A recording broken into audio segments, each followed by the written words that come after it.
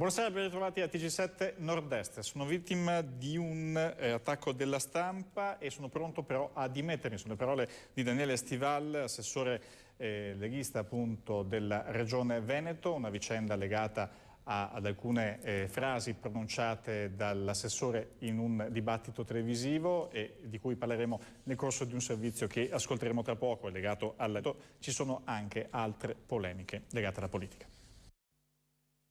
Noi non pensiamo che i profughi siano da accogliere con i mitragliatori. Inevitabile che al governatore veneto non si chieda conto delle dichiarazioni di un suo assessore, il leghista Daniele Stivalli, in un talk show televisivo. Vanno fermati con il mitra, avrebbe detto riferendosi ai profughi libici in arrivo sulle coste italiane. Zaia puntualizza innanzitutto la posizione della regione. L'atteggiamento è assolutamente quello della solidarietà e di grande preoccupazione.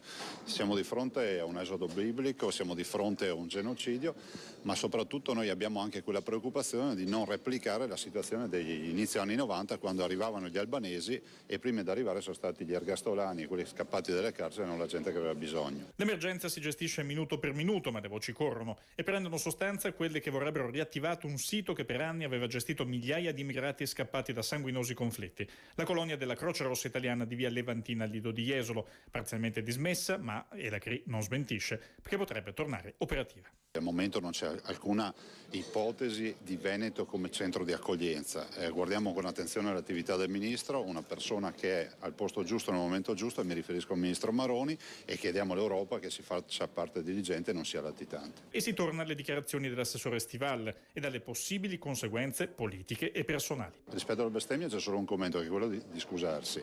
Rispetto all'altro tema, che è quello della mitragliatrice, io non ho sentito le dichiarazioni e penso che ci vorrà un incidente probatorio. Dico solo che comunque il pensiero mio e della Lega non è assolutamente quello che bisogna usare il mitragliatore contro i profughi. Però dico, l'assessore Stival ha diritto ad avere modo di dimostrare le dichiarazioni, perché sento versioni discordanti, per cui immagino ci sia un filmato e staremo a vedere. Quindi Stival dimostrerà, ma come detto appunto prima, ha dichiarato di essere pronto a dimettersi e consegnare eventualmente le deleghe se fosse confermato tutto questo. Vedremo nei prossimi giorni. Passiamo alla